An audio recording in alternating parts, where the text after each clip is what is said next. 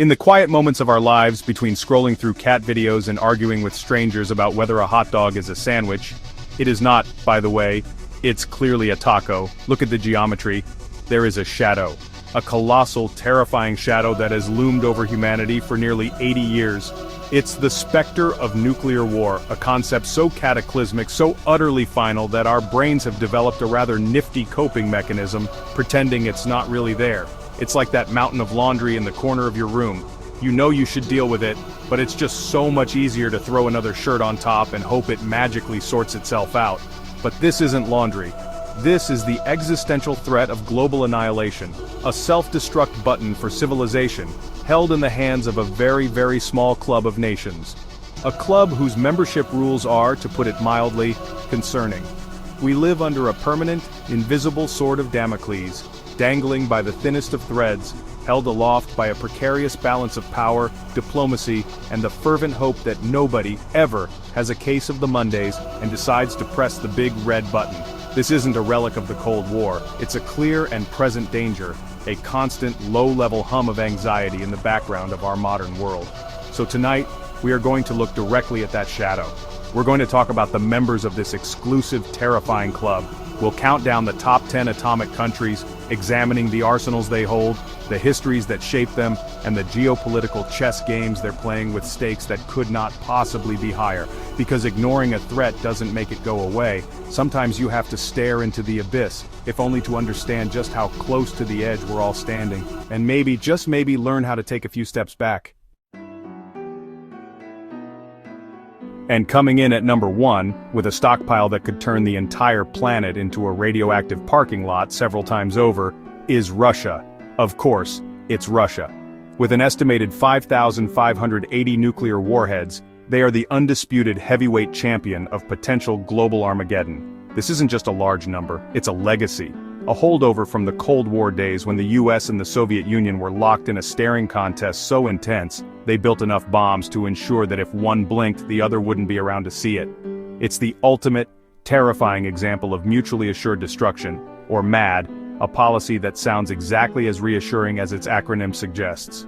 Today, that legacy is more complicated than ever. Russia's alliances, particularly its no-limits partnership with China, have reshaped the global security landscape. Their actions in recent years have sent shockwaves through the international community, reminding everyone that their nuclear arsenal isn't just a museum piece, it's a very active, very pointed part of their foreign policy. It's a tool of intimidation, a shield for its geopolitical ambitions, and a constant, nagging source of anxiety for its neighbors and the world. It's like living next to a guy who keeps casually mentioning he owns a tiger. You hope he's just bragging, but you're still not going to ask to borrow a cup of sugar. And in the other corner, weighing in with an impressive 5,044 warheads, we have the United States. The country that started it all. The one that opened Pandora's bomb, so to speak, back in 1945. The US is the only nation to have ever used nuclear weapons in combat, a historical fact that hangs over every discussion of non-proliferation like a mushroom-shaped cloud. Their role in World War II and the subsequent decades-long Cold War standoff with the Soviets established them as a nuclear superpower, a title they have vigorously maintained through a policy of massive investment and technological one-upmanship. The US nuclear strategy is the bedrock of the NATO alliance, extending a nuclear umbrella over its allies in Europe and Asia. This is essentially the international relations equivalent of the biggest kid on the playground saying, "You mess with my friends, you mess with me." It's a policy that has arguably kept a certain kind of peace for decades, but it's also a policy that perpetuates the cycle of nuclear dependency. The US's influence on global nuclear policy is immense, shaping treaties, sanctions, and the very language we use to talk about these weapons. They are both the world's nuclear policeman and its most heavily armed citizen, a paradox that defines the modern nuclear age. Moving on to our number 3 spot, we have China, a nation engaged in what might be the most ambitious and unsettling nuclear expansion in the world today. For decades, China maintained a policy of minimum deterrence, which is the strategic equivalent of saying, "I only have one bullet, but I promise it has your name on it." They kept a relatively small arsenal, just enough to make a potential aggressor think twice. But that, it seems, is changing. Fast.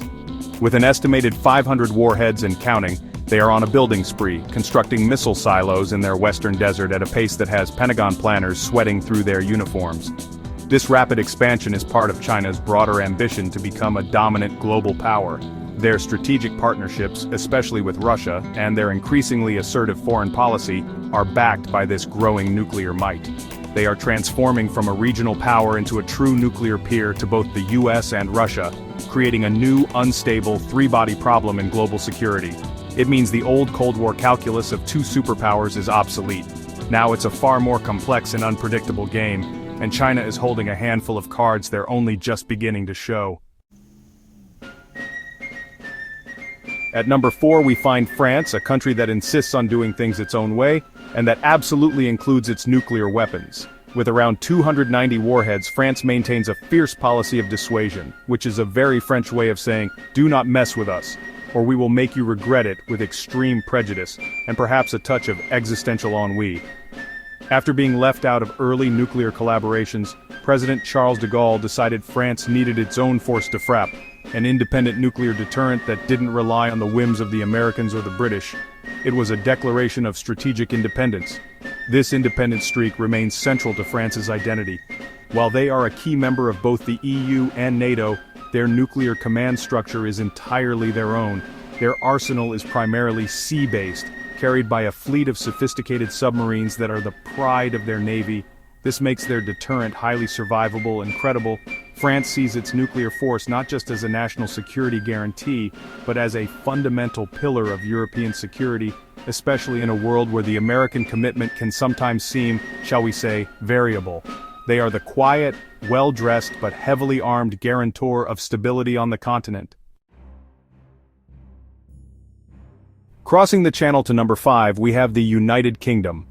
Holding approximately 225 warheads, the UK's nuclear posture is a fascinating mix of historic grandstanding and modern pragmatism. Their entire nuclear deterrent is based at sea. A continuous at-sea patrol of 4 Vanguard-class submarines armed with Trident II-D5 missiles.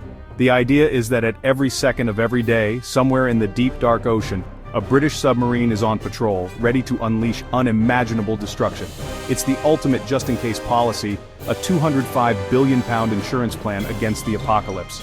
As a founding member of NATO and a close ally of the United States, the UK's special relationship is crucial to its nuclear identity. The Trident missiles are in fact leased from the US, a detail that critics point to when questioning the true independence of the UK's deterrent. Yet the UK fiercely guards its operational control, viewing its nuclear force as the ultimate guarantee of its sovereignty and its seat at the top table of global diplomacy. In a post-Brexit world, the Trident program is more than just a weapon, it's a symbol of the UK's continued claim to be a major global player.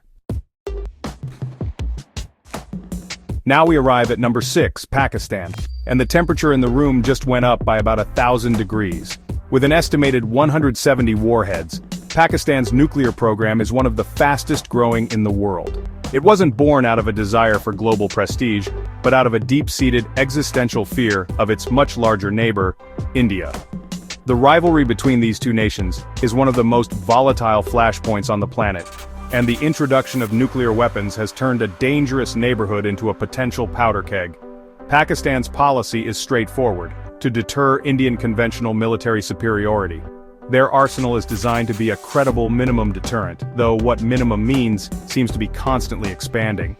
They have developed a diverse range of delivery systems, including short-range tactical nuclear weapons, which raises terrifying questions about battlefield use and escalation.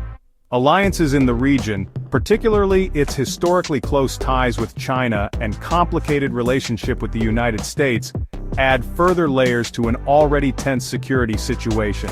For Pakistan, nuclear weapons are the ultimate equalizer, the insurance policy that ensures its survival in a conflict it feels it cannot win by conventional means alone. Right next door at number 7 is India, holding an estimated 164 warheads. India's nuclear journey is, honestly, a story of reluctant proliferation. For decades it championed global disarmament, but a combination of a border war with China in 1962 and Pakistan's burgeoning nuclear ambitions eventually pushed them to cross the threshold. Their first test in 1974 was well, deceptively labeled a peaceful nuclear explosion, which is kind of like calling a shark a toothy swimming enthusiast. After Pakistan's tests in 1998, India conducted its own series of tests. And, just like that, the subcontinent's nuclear arms race was officially on. India maintains a strict no-first-use policy, meaning it pledges to only use nuclear weapons in retaliation to a nuclear attack. This is a crucial stabilizing doctrine, but one that is, under constant debate within the country. India's strategic partnerships, including its growing alignment with the United States and other Quad members, are largely driven by the need to counterbalance a rising China. For India, its nuclear arsenal serves a dual purpose, deterring both Pakistan's regional threat and China's continental ambitions. It's a delicate, high-stakes balancing act on the roof of the world. And now for number 8, we have the international community's official policy of don't ask, don't tell. I'm talking, of course, about Israel. With an estimated 90 warheads, Israel has for decades maintained a policy of nuclear ambiguity or opacity. They have never officially confirmed or denied possessing nuclear weapons, but it is widely, universally, and completely accepted that they do. It is the worst-kept secret in the world, like the fact that your uncle's toupee is not his real hair. We all know we just politely agree not to mention it at dinner. This deliberate ambiguity is a strategic choice. It aims to deter regional adversaries without provoking a full-blown arms race or triggering international sanctions. Born from the trauma of the Holocaust and the conviction of never again, the Israeli nuclear program, centered at the Dimona reactor in the Negev desert, is seen as the ultimate guarantor of the nation's survival in a hostile Middle East. Its close, if sometimes complicated, alliance with the United States is a cornerstone of its security, but its undeclared arsenal remains a source of profound tension and instability in the world's most volatile region. At number 9 we have the ultimate rogue state, the geopolitical equivalent of a toddler with a hand grenade, North Korea. With an estimated 50 assembled bombs, the Democratic People's Republic of Korea, or DPRK, has made the pursuit of nuclear weapons the central pillar of its national identity. Decades of isolation, sanctions, and near-constant saber-rattling have culminated in a series of nuclear and missile tests that have repeatedly defied and enraged the international community. For the Kim dynasty, nuclear weapons are not just a deterrent, they are the regime's survival card. The only thing they believe prevents them from suffering the same fate as other toppled dictators. Their progress has been terrifyingly rapid, from crude atomic devices to claiming the successful test of a hydrogen bomb. Their alliances are thin, primarily leaning on a strained but necessary relationship with China and a rekindled friendship with Russia, who provide an economic and diplomatic lifeline. North Korea represents a unique and unpredictable threat. The risk of miscalculation, of a regional conflict spiraling out of control, or even of them selling their technology to the highest bidder, makes them a constant, throbbing migraine for global peace and security. They are the definition of a problem with no easy solution.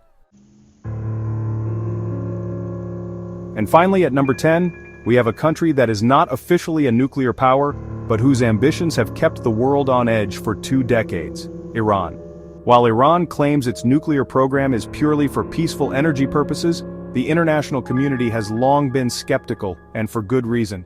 Years of clandestine activities, uranium enrichment beyond civilian needs, and obstruction of international inspectors have fueled fears that they are, at the very least, trying to achieve nuclear latency, the ability to build a bomb on short notice. It's like a guy who insists he's just a fireworks enthusiast while stockpiling dynamite and reading Bomb-Making for Dummies. The story of Iran's program is a saga of diplomacy, sanctions, and covert action. The 2015 nuclear deal, the JCPOA, was a landmark attempt to trade sanctions relief for strict limits on Iran's nuclear activities, but its collapse has led to Iran accelerating its enrichment to near weapons-grade levels. Iran's network of regional alliances and proxies across the Middle East means that a nuclear-armed Iran would not just be a threat in itself, it would fundamentally shatter the security balance of the entire region, likely triggering a cascade of proliferation as countries like Saudi Arabia and Turkey rush to get their own bombs. Iran is the ultimate cliffhanger in our story, the unresolved variable that could change everything. So there you have it, a whirlwind tour of the world's most exclusive and dangerous club. From the colossal arsenals of the superpowers, to the desperate gambits of regional rivals. The story of nuclear weapons is the story of humanity's brilliance and its folly, our capacity for incredible scientific achievement, matched only by our capacity for self-destruction. It's easy to feel helpless, to look at this list and resign yourself to the idea that this is just the way the world is, a world held hostage by a handful of states with their fingers hovering over the button. But that feeling of helplessness is a luxury we cannot afford. The survival of our species is not a partisan issue. The precarious peace we have maintained has been the result of tireless, often thankless work by diplomats, activists, and leaders who chose dialogue over destruction. Treaties like the Non-Proliferation Treaty, for all their flaws, have been remarkably successful in preventing dozens of other countries from joining this list. Diplomacy works, arms control works. It's slow, it's frustrating, and it doesn't grab headlines like a missile test, but it is the only rational path forward. The threat is real, and it is urgent. We need to demand more from our leaders. More transparency, more de-escalation, more commitment to the painstaking work of building a world where these weapons are seen not as assets, but as the relics of a barbaric past they ought to be. The clock is ticking, it has always been ticking, but the future is not yet written. We have a choice between a world of cooperation and a world of radioactive ash. For the sake of everything and everyone we hold dear, let's hope we choose wisely.